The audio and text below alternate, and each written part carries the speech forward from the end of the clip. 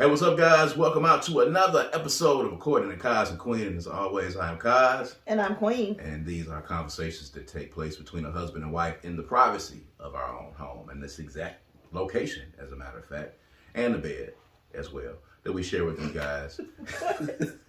What? Sometimes. That's how we started off? Yeah, I mean, you know, it's all of the conversations don't take place right here. Oh, okay. In this area. Some of the conversations take place in the bed. Some of the conversations take place at lunch. In the car. In the car. A lot of other places. It's a little bit dangerous for us to try to do the podcast from the vehicle. So we won't do it from there.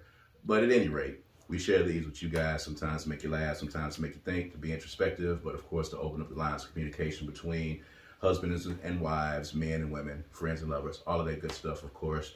You can hear us on all streaming services. You can hear us on Black with No Chaser Radio. Make sure that you download the BWNC Radio app. Check us out there with all the great podcasts that we have there. All right. We are on all social media platforms. All right. So if you're listening right now, you can go to Facebook. All right. It's at Kaz and Queen. You can go to Instagram. It's at Kaz and Queen. You can go to Twitter. It's at Kaz and Queen. You can go to TikTok. It's at Kaz and Queen.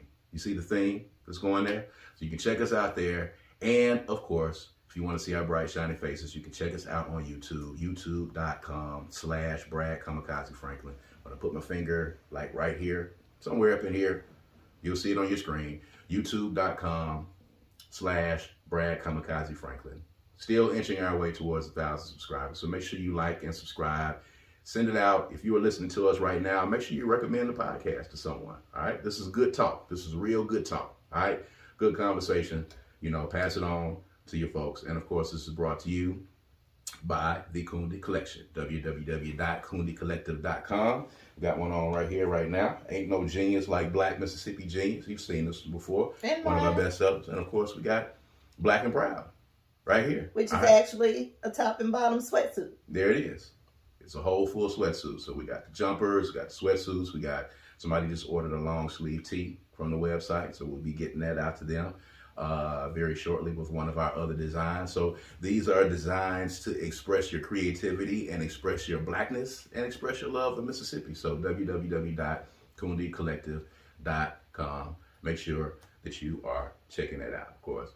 A lot of stuff going on, particularly, but it is officially Black History Month, all right? So this is our first broadcast of Black History Month. There will be several more as it goes along. A lot of conversations, and I think you and I had a conversation about Black History Month and the commercialness of it now at this point, and the usual posts that you see from people when Black History Month starts. We talked about that a little bit, and I want you to kind of expound on it because I think it's significant as Black folk in this country and being cognizant of it. It's significant of this month, but also significant that, you know, we make sure that we acknowledge it and we're cognizant of it for the entirety of the year. We already know that they gave us the shortest month. This is a leap year, by the way. Did you know that? Mm-hmm. So we'll have an extra day for Black History Month. Yay, extra day. But you had some comments about, you know, the post and Black History Month. Baby, I don't really remember what I said. You were talking about, you know, the usual posts that come up about I celebrate. Oh, yeah. So, you know, people have a tendency to go on the defensive or something when stuff happens. It's not just Black History. It's Juneteenth. They do it measuring, you know, the 4th of July against Juneteenth and whatnot. And I was just mentioning that, you know, here we go again with this. You don't see certain people posting about historical Black information until Black History Month. And then saying, you know, I'm Black all year long and all that. We know you Black all year long. And it's really just an acknowledgement that basically you're giving yourself a pass to post these posts because you got 29 days that somebody gave to you. Mm-hmm. And my point of view is that if you can post it in those 29 days or 28 days, then you should be able to line up your timeline to where you can post it the rest of the year. But I'm not gonna die in that ditch because I really understand what it is. People just posting because it's Black History Month, and that's cool. But I would like to see more intentional posting throughout the year about your Black pride, because it's not something that we just pick up for 1 month out of the year and put it down. Just like Juneteenth. Juneteenth is about freedom. We should be celebrating our freedom the whole time. But, problem is we don't really feel free. So there's that. There is that. But yeah, I just kind of mentioned that I feel like people are really excited to post about historical Black information or to support culture or tell you to go spend money at these Black businesses during this month, and everything is pro-Black. But wouldn't it be wonderful if we were pro-Black 365 days of the year? Like, how far would we get if the mindset that people carry for those 28, 29 days, if they carried those for 365 days? If that proud was as loud during the rest of the year as it is during Black History Month. If that proud was as loud. Yeah. Might be a way to get that into another Kundi collection design. Make your proud loud. Make your 365. Proud loud. 365. Coined. Y'all can't use that. There it is. Check the website. Social media has brought out all of these contrarians, and it happens practically on every holiday now, almost. The good thing about social media is that anybody can give their viewpoint on something, and the worst part of social media is that anybody can give their viewpoint on something. So, Black History Month comes out, oh, y'all are gonna post during Black History Month, but I post all year long. I'm Black all year long. Well, Juneteenth comes out, well, y'all gonna go to Cinco de Mayo, but I'm celebrating. That's what we were talking about. I'm celebrating Juneteenth. Mother's Day, comes out. No, well, Father's Day comes out. Well, I'm the mama and the daddy at the same time, so I'm gonna celebrate on that too. Christmas comes out. Well, y'all celebrating Christmas, we celebrating Kwanzaa, and I don't celebrate Kwanzaa because the man was convicted of sexual assault and rape, so I don't, celebrate that. And I'm not a Christian, so I don't celebrate. It's July the 4th. We don't celebrate the 4th of July because it's not, every time a holiday comes out, there's somebody that's got something on the contrary. Or people are attracted to being anti. Yes. They're attracted to being anti. However, at the same time, they are not forward thinkers. They don't create lanes. They just go against all the other lanes that's created. So, I take that with a grain of salt. It don't really mean that much to me because I ain't seen you doing nothing anyway. So that's true. Who cares? That's true. But celebrate your Blackness. Be proud and loud during Black History Month. Shouts out to all of the poor babies in elementary school and middle school that are going to be doing Black History programs and Black History reports. And shout out to the poor babies that's going to be doing Black History reports. What does that mean? That means because, again, there's going to be somebody for the 9 millionth time that's going to do a report on Martin Luther King and Malcolm X. So you mean poor teachers who have to read these things over and over again because it might be the only time that particular kid does a report. Yeah, but we need to hear about all of the excellent Black people during Black History Month that have done a lot of great things. I say that to say not that it's bad that they're doing the Black History Month reports, but that we have kind of limited ourselves to a very small circle of excellent Black folk to do reports on. That's an easy fix. Teachers should just hand out who they want them to study. That's true, but a lot of the teachers don't know. Now that's a problem. So a lot of the teachers, especially if they're not Black teachers, a lot of the Black teachers, a lot of and some of the Black teachers don't know who to hand out. I'm gonna hand you Martin Luther King. You're gonna get Malcolm X. You're gonna get Harriet Tubman. I can't. You're gonna get. You might get Fannie Lou Hamer. You might get Fannie Lou Hamer. Maybe. You're gonna get Barack Obama. You're gonna get Barack. You definitely are going to get Barack and Michelle Obama. You're definitely going to get that. You're going to get all of those folks right off the top on the cursory level. And then it's going to drop down to the entertainment business. Yeah. You might get a Sojourner Truth. I doubt it. You might get a Shirley Chisholm, maybe. Possibly. You might get a Stokely Carmichael, maybe. And then, of course, those folks try to avoid some of the, more quote unquote controversial black folks. So, you're not going to get the Stokely Carmichael, Kwame Tyrese, Sonny Carson's. But as parents, we can make our kids study these people too. We can't just put it all on the teachers. It's not just on the teachers. You are correct. I mean, we could very easily do what we do around here. Do you know who Sojourner Truth is? Let me tell you. Yeah. That's a job for a nation, a community. It's not just on one teacher. One teacher can't do it all. So that's something we all have to do in our households. Yeah. And ain't nothing wrong with telling them to do a report.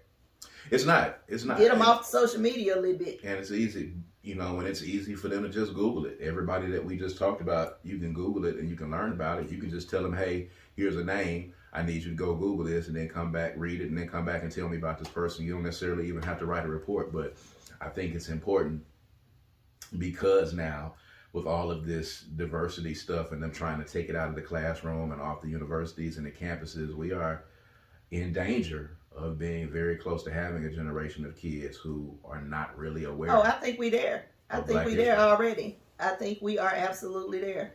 And if you don't know, you don't have to know in order to tell them this name for them to Google it. They can Google it and come back and tell you what they learned. So now both of you know. So, but it's important. Our history will die if we don't teach it. And if you don't know, then you need to learn so you can teach it. And put yourself in rooms with people who see the value in having our history become a part of us and remain a part of us. Because we already don't have no home. We don't belong nowhere. We just here. So if we don't carry our family history and our cultural history and our heritage, if we don't carry that, our children will not find value in it. And then we're one generation removed away from just being here right now. Yeah. And there is an effort, by the way, ladies and gentlemen, and I know, a lot of you are aware of this. There is an effort to try to eliminate them teaching Black history in schools. There is an effort underway to try to remove any teaching, any vestiges, any instruction in the classroom on things that happened like slavery, like the Black Codes, like Jim Crow, like Rosewood, like the massacres that took place, like the Montgomery bus boycott.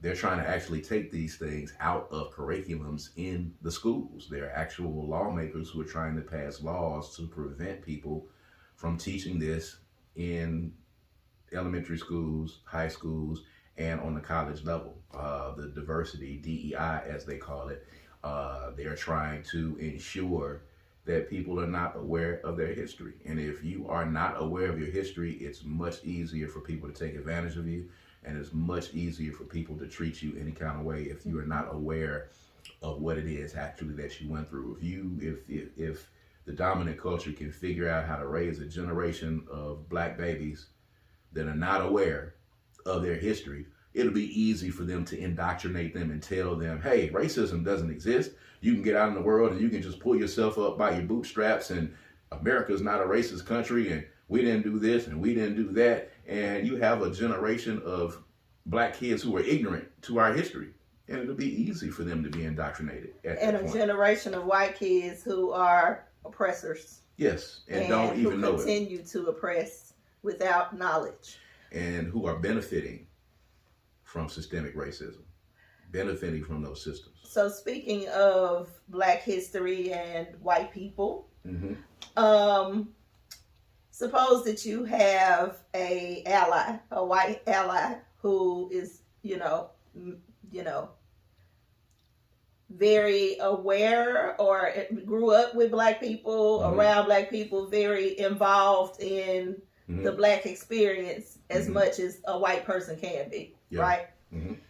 What do you think Black history, right? What do you think, Black History Month, what do you think their involvement should be with Black History Month as it goes in relation to people posting and sharing information and things of that nature?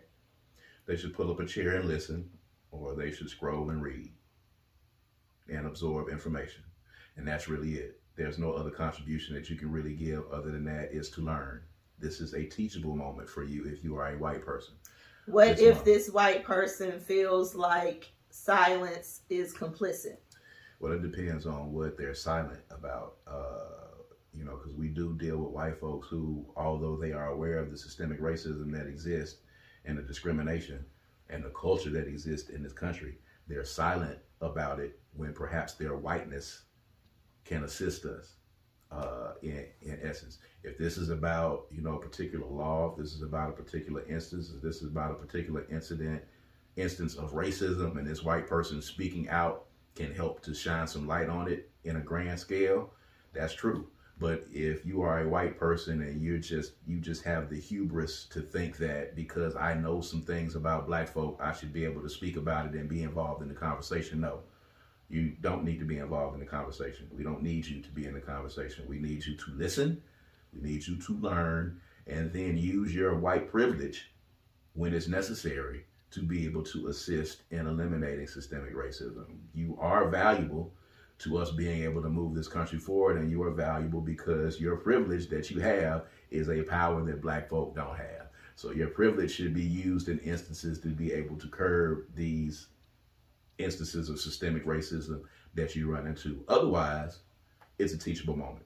That's my opinion, but what do you think about it? Well, what I think is, I feel like I'm not loud enough. Can you hear me? No, you're good. Go ahead. What my opinion is that you speak only to white people and make that clear. Yes. Don't teach, talk, or approach me about the black experience in any way, shape, or form. I don't care how close you are to it. Don't tell me nothing about what I'm experiencing as a white person.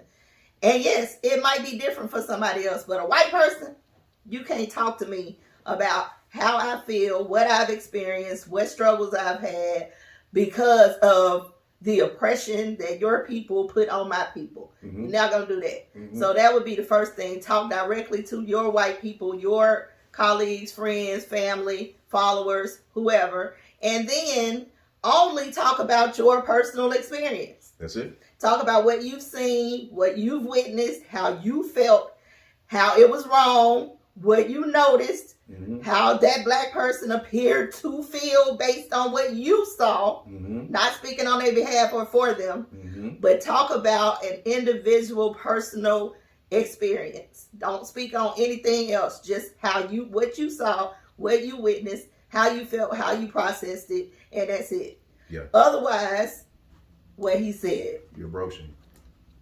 and you're going too far. And I think you hit the nail on the head. Speak to other white people.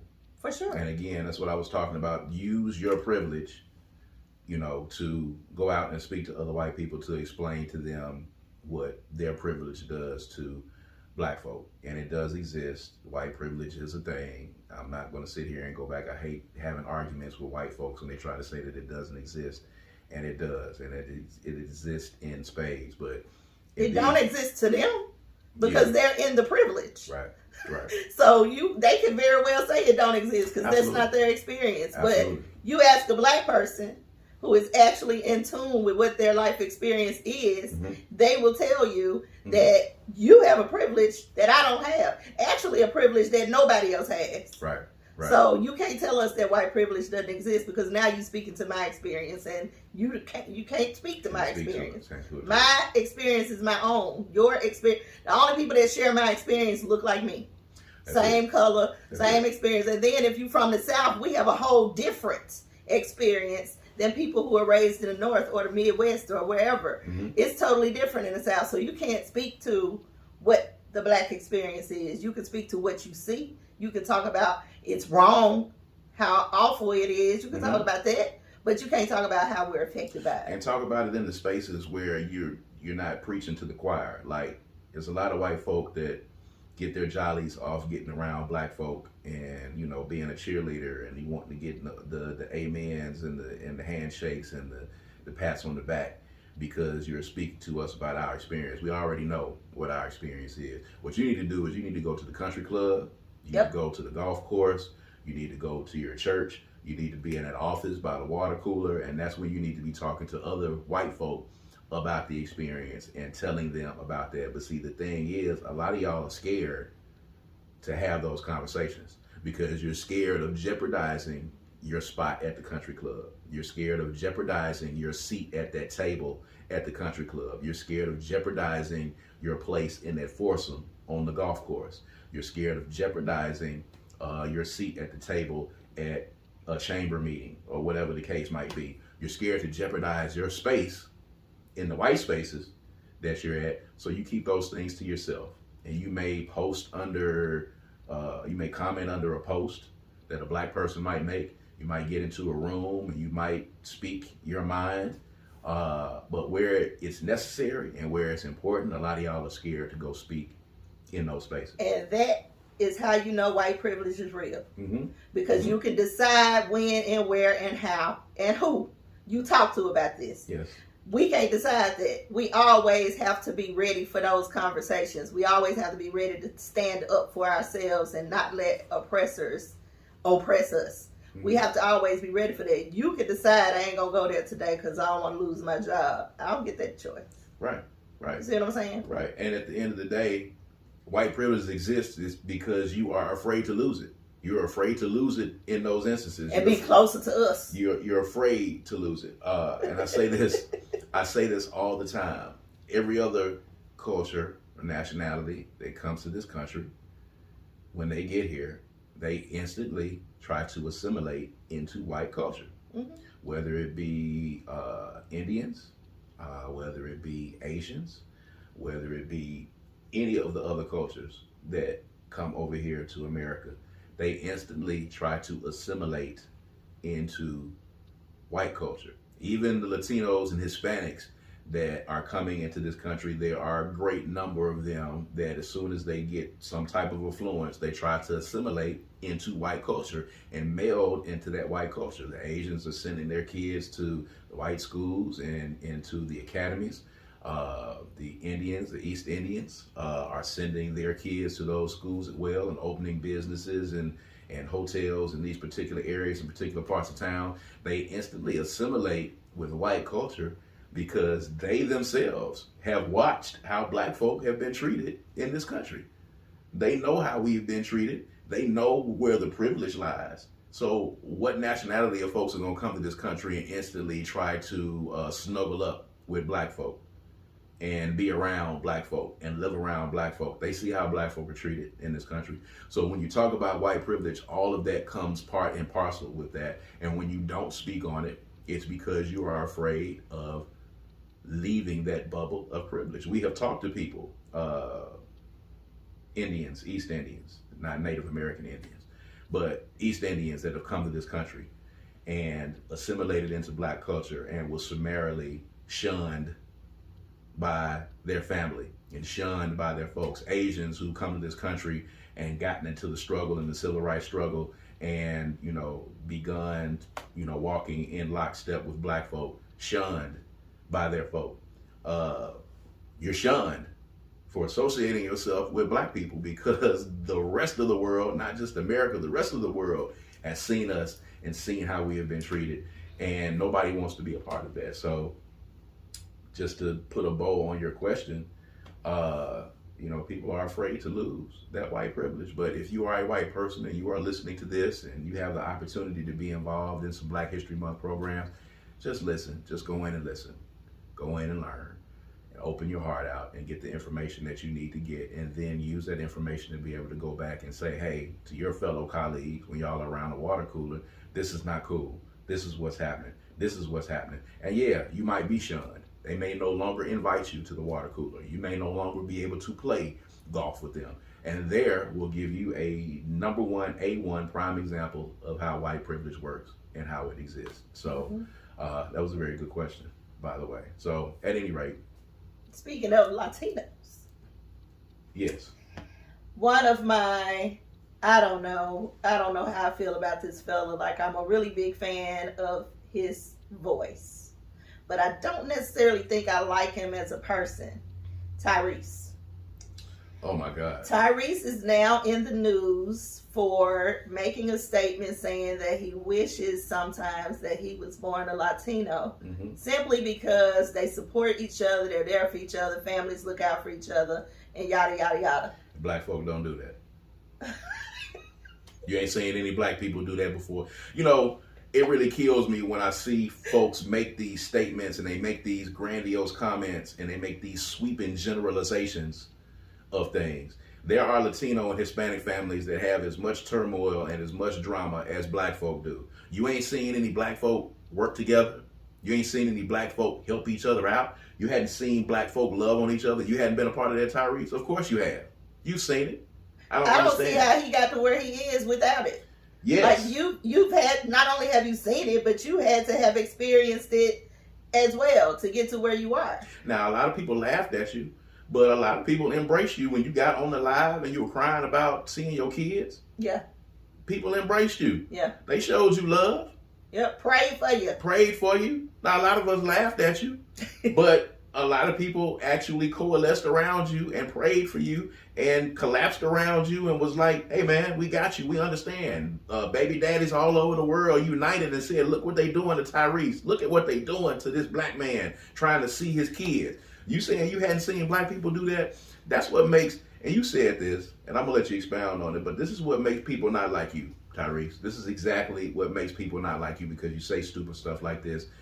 That baby boy character, anytime Tyrese does this stuff, that baby boy character, I think John Singleton casting Tyrese, when Tyrese walked in the room and opened his mouth, John Singleton was like, you know what? You are Jody. Because you are Jody. You are Jody, evolved and grown up. You are Jody 20 years later, still a baby boy in the head saying dumbass shit that you're saying right now. It's just stupid. It's irresponsible is what it is. It's reckless. Like, you have a platform, sir. You can't just come out your mouth with everything that pop into your brain. Just take like 20 seconds to hold on to that idea and see if it dissipates into nothingness before you say it. Yeah. Because half the time you can save yourself some of this drama that you are putting yourself into if you just take 2 seconds to breathe in the comment before you make it. Because I know that you can't possibly be wanting people to think that you, well, I don't know. I take that back. Yeah, I don't know. I don't know. I'm not real sure. What I do know though is that these comments that you make about fat people, all these things, they just irresponsible. You have fans out here. I am trying to be your fan. She's trying, Tyrese. I am trying to be your fan. Because you can sing. Only because you can sing. That's because nothing else warrants attention from me. No redeeming qualities at all for me. So and you were lucky enough to be a part of 2 major movie franchises, and if it wasn't for those 2, I don't know what you'd be doing. You probably would be on live crying a lot more than you are. You should be thankful that you were able to be in Transformers and in the Fast and Furious movie series, and that God blessed you with that voice that you rarely use now, by the way. You don't use the voice. You know what? You should sing. When somebody asks you a question, you should just start singing. Just sing the answer. Sing the answer. No, don't sing the answer. Just sing anything. Because you might sing how much you wish you was a Latino. You might sing that. So I can't even give you any space to even come in and give an answer. When people ask you questions, just sing. Sing the Coke commercial. Do any of that. But stop talking. I wish for you, Tyrese, maybe you're watching, I wish for you some black pride, A. And secondly, just the ability to hush sometimes. Just hush. Everything don't need to be stated. And even if you meant it in jest, once it's so stupid, they're going to grab a hold to it and it's going to be viral. So just, I wish for you the hush syndrome. Hush. Hush. I always go back to school days, and I remember the Bill Duke, not the Bill Duke character, but I forget the guy's name. He always plays younger cats when he was old. He was Radio Raheem in Do the Right Thing, but he was in School Days, and they was talking to the Lawrence Fishburne character. They was talking to Duck after Duck had gone out, and he was doing a protest, and he was like, basically, Duck, you know what? Sometimes You just need to shut the fuck up. And that has just stuck with me through that every time I be thinking about that when I'm around some people that I feel like just need to shut the fuck up. I think about that. And he said it to him in love, because, you know, that does not mean that you always have to give a response. You don't always have to give an answer. Sometimes just shut the fuck up and you'll be cool. And Tyrese, I guess today on Kaz Queen, you will get the Just Shut the Fuck Up award for saying those things that you say. I don't know what's going on in your head. You've gone over to Dubai, and they have kind of, you know, rode your jock a little bit over there, and I guess you want to be embraced. You know, I guess you feel like you're going where you're appreciated. If that's where you think so, then that's fine. Go on, but don't denounce us because you decided that you can do better. Like, that ain't how this thing works. Right. And I almost, just playing devil's advocate, I almost get the energy in what you were saying. I get what you was trying to say, maybe. If I was playing devil's advocate and I was going to give you the benefit of the doubt, I almost get what you're saying, but you said it wrong. And I don't think you're bright enough to kind of articulate your point of what you're saying. But to say that black folk... Had he simply said, I can really appreciate the love and support of the Latino community, it would have been totally different than I wish I was born Latino. Could have left it there. I wish I was born... What's your mama? Your folks, your family. I don't know if his mom and dad are still living, but what the fuck, man? I don't know, but it's par for the course for Tyrese, and I'm hanging on by very, very thin. She is now, and she very Tyrese, thin. she is a fan almost to every time I feel like I can come back. You do something else. You do something stupid. Say something else. Speaking of stupid, we got to talk about this before we get out of here. Keith Lee, TikTok, social media reviewer, I guess. I don't know. This man wields so much power now. It's ridiculous the amount of power that this man wields. He's just walking around. He's going around the country with his family now, eating for free at restaurants. He's dropping off tips on folks, but he didn't start off dropping off these big tips. But he's giving these reviews, and he's making or breaking these these places. He went to Atlanta. I think we talked about it a couple of episodes ago. He went to Atlanta and he left scorched earth over in Atlanta. I don't think they'll ever recover. He was in Dallas over the past few days. He went to a slightly seasoned food truck and went there and left them $4,000. Told them to run the card. Instructed the lady to give $1,000 to the guy that was outside cutting hair and to a lady that was braiding. And he said specifically, you're going to take $2,000 for you. And he paid for the rest of the people in line too. So it was an extra $800 that he put on top of the $4,000. And he was like, you give out food to the rest of these folks out here. He's going to give out free haircuts and she's going to braid free. Here's your money for the day. Thank you. The young lady got him to come over there by putting up a video. And this lady proceeded to, she gave 3 free plates out and then charged everybody else she gave out as many plates as she could give out while Keith Lee was still on the premises. Soon as that man drove off and was gone and down the street, she started back charging again, and all hell broke loose after that. I don't know, how much of that did you? I saw it, but I saw his response to all the uproar, and basically what happened was he was not clear enough. He thought he was clear, but he wasn't clear enough. What he said to her was, you can divvy the money up however you want to. What he meant was, I don't care how you give it to him, whether it's Venmo, Zelle, PayPal, Cash App, this is how I want you to disperse it. What she heard was, I'm giving you $4,000, do what you want to do with it.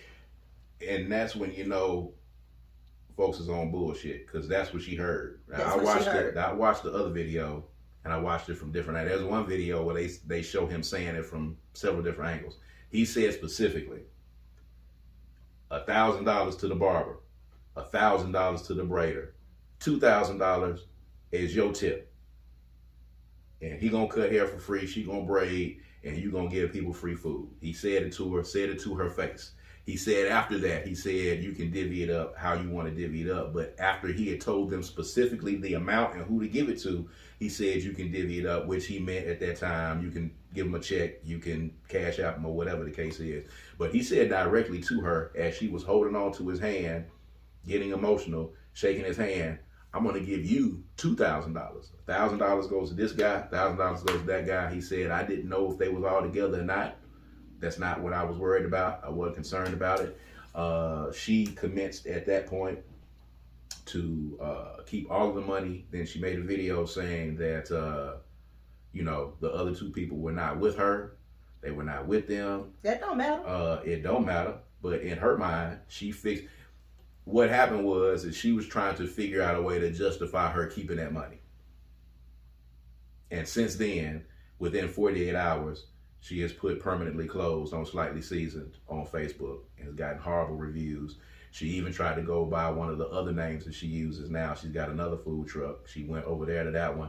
They then started coming over there to that one and leaving bad reviews on there as well.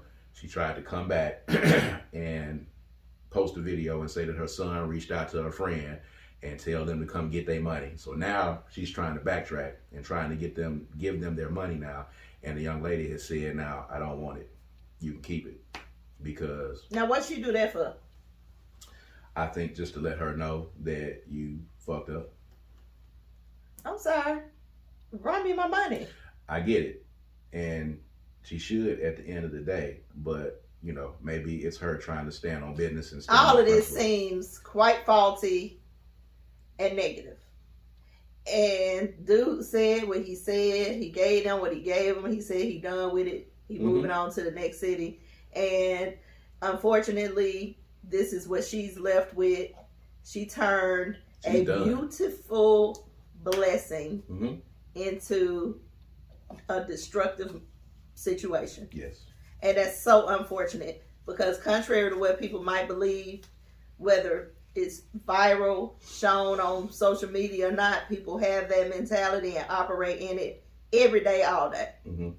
And shoot themselves in the foot when blessings are placed that they do. I think there were some people that were saying that she said her business was struggling. She admitted to it. She couldn't get people, she couldn't even get her sons to come work with her at the truck. The son got those two friends to come and work the truck because her mother couldn't get anybody to work the truck. All of that would have changed after this. All of it would have changed.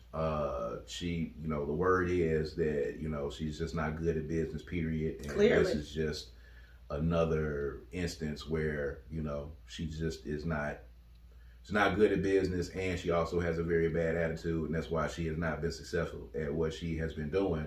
And you can see that's the case because she instantly tried to figure out a way to keep that money. And somebody was saying something about what kind of mentality this is. And I got to go back and look at it. I had it prepared to be able to use on this podcast today. But the thought that instead of doing what you were instructed to do, now you can speak to this better than I can, and because you're the spiritual, guru of our household. But she was given a specific set of instructions for this blessing. A specific set. I'm going to give you this, but you do this and you do this. And I was thinking about if it was me, I'd have went to the bank. If I didn't have it on hand, I'd have went to the bank and got them $8,000 and gave them $8,000 right then in their hand before 30 minutes or an hour had passed. Because the blessing and the blesser said, I want you to do this and this and this to give it to you. And then, of course, in my mind, you're going to have a line of people, which Keith Lee said 80 people showed up before he even left to line up. Your blessings were going to multiply if you just did what I instructed you to do. And instead, you tried to figure out a way to keep the money and make an excuse for keeping the money. And now you got nothing. Mm-hmm. People do it every day. It don't necessarily look like that, but it is that. Mm-hmm. God sent a blessing your way and you try to cultivate it into the way that you want it to be. That's not how this thing works. Blessings are blessings. The man was very, very precise on what he wanted and how he wanted it done. Mm-hmm. So, she just kind of interfered with the blessing and you don't do that. And now look at where you are.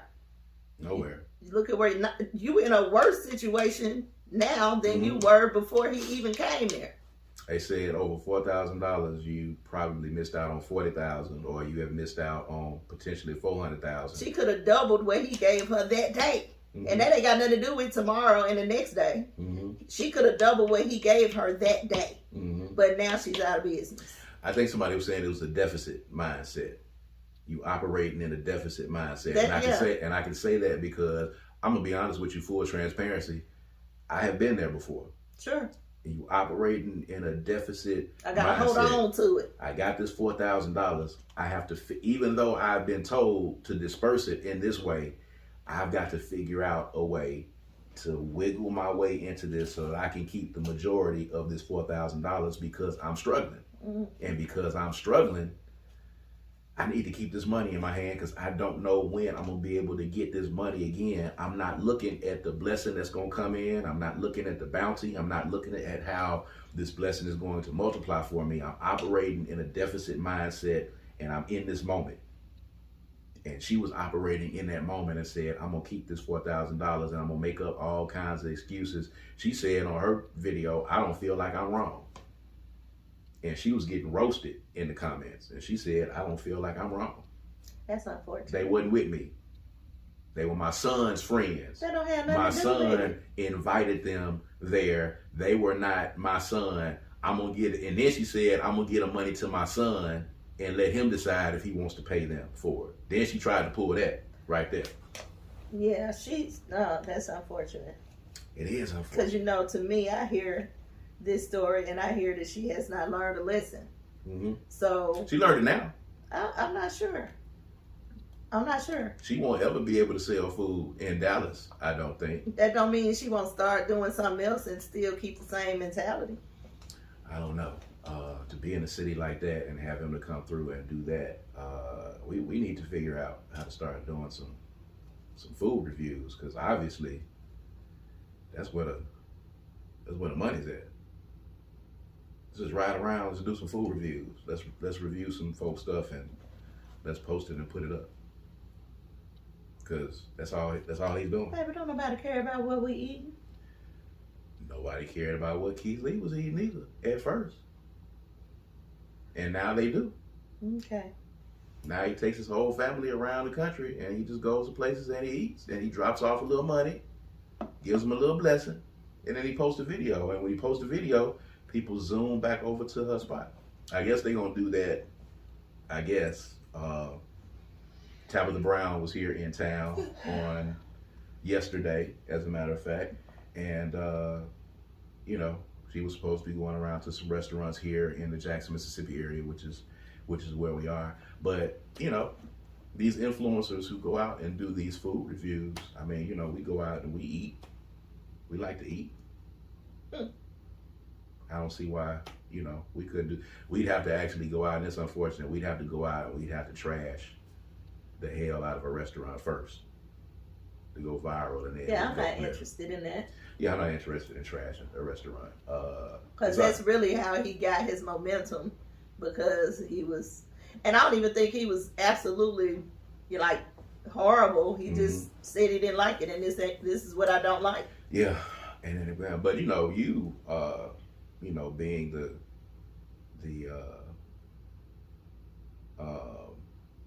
what's the word that I'm looking for? The customer service guru. You could go and maybe you could rate the customer service at restaurants, because I wouldn't be able to eat nowhere in Jackson. You wouldn't actually, but you would go viral because it ain't no telling what's gonna happen. We talked about this on this show before. And I'm not saying you don't have no problem calling the manager at all. Oh no. I'm not saying I wouldn't be able to eat anywhere in Jackson because they'd all be bad. I'm saying that after a while, nobody would want to wait on me. I think that's true. Yeah. I think that's true. Again, I'm almost positive. I'm 100% positive that somebody is taking our food and spit on it. We couldn't tell, but I'm pretty sure because you are held on wait staff. I'm actually super nice to wait staff unless they are horrible at their job. I like waiters and waitresses who are pleasant. And I'm okay with the ones who don't go to a whole lot of extremes, but do their job.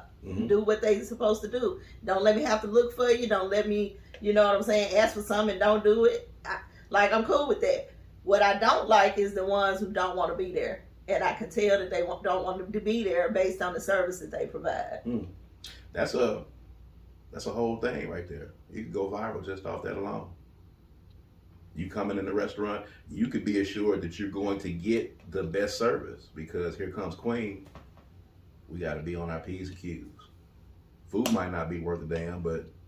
Well, they ain't got nothing to do with the food. Yeah, it doesn't at all whatsoever. And then if the food is not bad, but the wait staff is superb, I still would go. I want to be treated well when I go spend my money, because I work hard for it. I don't want to give it away. I want to keep it. But if I do give it away, I mean that thing. I'm committed to giving it away. I prefer to get full and get the bang for my buck. Even if the food is not great, what I hate is going to eat and spending a good deal of money to eat and then being hungry an hour later. It feels like I've defeated the purpose. What did I give you my money for? I came to your restaurant to eat, to sustain myself, and I have left, and I am now hungry again because the portions were not commensurate with the amount of money that I have paid. I will take a waiter or waitress that does not particularly want to be there on that day, because all of us have those days, I feel. I take that. I take some service that's like, here or there, that I may have to call them a couple times. But if I walk out of there full, and I'm talking about my belly full, and I feel good, and I feel sustained, I will feel like my money is worth it. Nah, if I have to have a back and forth with a waiter or waitress over my food, I can't even enjoy it. I don't even want it. By the time we get through going back and forth, I don't even want it. I don't want to be here, and I'm probably not coming back. Not that you care. You probably don't care if I come back or not. But I just feel like that is something that should be required from someone who is applying for a job as a wait person. You ought to be able to make my day better. And I don't think that that is something that people understand. The better I feel about being here, talking with you, engaging with you, or not, but I like that. If I'm able to, like when we went to a trio for lunch, the young lady, we had to look for her. She wasn't around, but she was like busy doing some other stuff. But we had to look for her. Once we made contact with her, she was pleasant. She was smiling. She was, just overly nice. And the food was good. It was delicious. Absolutely delicious. But she is what I remember from going to that restaurant. It's not necessarily, I remember the chicken. I ain't gonna lie, the chicken was good. But it wasn't necessarily just the food. She's what I remember. When I go back in there, I'm going to look for her wherever she's working. That's where I'm sitting. And I'm going to sit there every time I go in there. You said, I look for them to make my day better. That's too much. That's a lot of damn pressure to put on some wait staff. Now they got to come in, and now they gotta cajole you and make your day better. No, you're putting a little too much on it. I simply just need them to pull me present, make me see them, make me see where I'm at, and all they have to do is what this girl did: smile, talk to me like I'm a person. Let's have some conversation. She said something like, I asked her, what do we do with the plates? And she was like, that's a regular question. Don't worry about it. Everybody asked it. I was like, we're new, and this is our first time in here. We don't know what to do with these plates. Do we use these, or we get new? She was like, that's a good question. Don't worry about it. And she made me feel, she pulled me out of whatever was going on just simply by saying, girl, it's okay. That's a regular question. We keep the plates. You go up there and get as much as you want. Blah. She made me feel comfortable. She made me feel welcome, and she did not make me feel funny about having to ask that question. Somebody else could have taken that as, well, what you think you're supposed to do with the plate? You know what I'm saying? Like, I don't know, but you can keep it. I don't care. Whatever you do with it, I don't care. You can go back up there. You know what I'm saying? That type of attitude would have been a problem for me. And you'd have been cool with that if the food was subpar. You'd have been cool with that experience. What experience? Under no circumstances would I have been cool with the second experience. If she acted like she didn't care or had an attitude that I was asking the question, nothing they could have done would have made that a good experience. Even with the excellent food that you had? I probably would have ate it. Wow. Well, there you have it, ladies I and would have gentlemen. been too miffed to enjoy it. I don't know, man. I just be in there to eat. I'm kind of oblivious to everything else. Bring me my food. Make sure I don't want to pay an exorbitant amount of money for no tiny little plate with the food in the middle. I want to get bang for my buck, and I want to walk out of there full. Good food, good service equals a good experience for me, and I will pay for a good experience. Good food, good prices. I ain't really mad at the prices. If the service is good and the food is good, I pay whatever they asking for what I want. Because if I can't afford it, I ain't going anyway. If I'm sitting in there, I can afford it. I gotta have portions. That's me. I told you I want to put a show together because we see all of these cooking shows where they go out and he's got these little places with the little stuff in the plates, and they do these things with The chefs and fancy stuff, plates. the fancy plates. I want to do a food show for the Food Network where you go out and I go to places where you get the most food for your buck.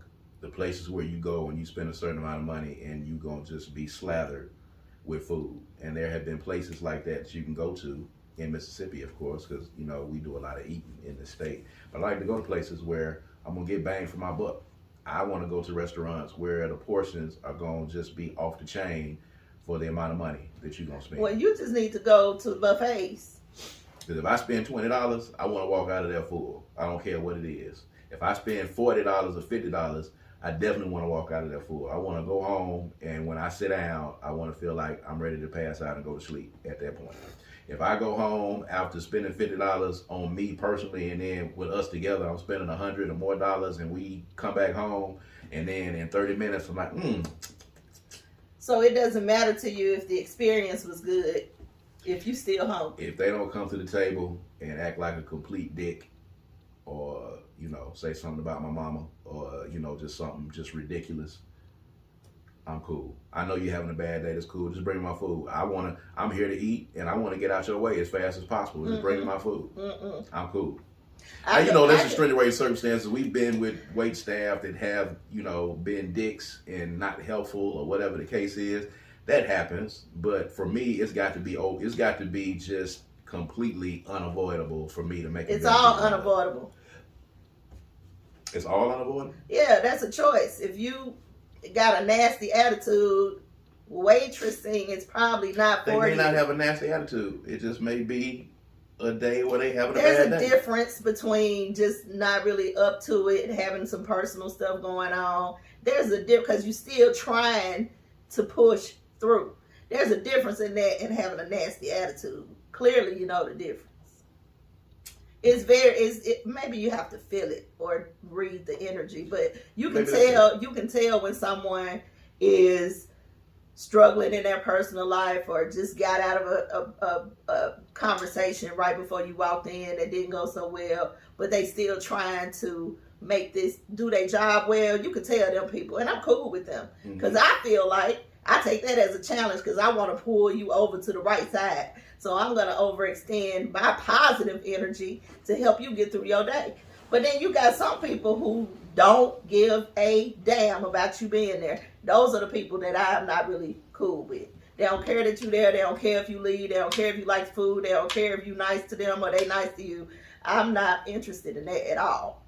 Well, there you go. Because I can order my food off DoorDash and control all the energy around me. I ain't got to come to your restaurant. So if I come to your restaurant, make me okay for being there. All right, ladies and gentlemen, you see that if Queen comes in your restaurant, you know what you need to do. Just bring me my food. I had one girl tell me, I ain't never waiting on you. You killing me out here in these streets. All right, Kelly, you killing me with this, man. Because you be doing it. At any rate, man. Killing me, man. We're going to get on out of here, man. Thank y'all for joining us again, of course. We're on all streaming services and we're on all social media platforms, man.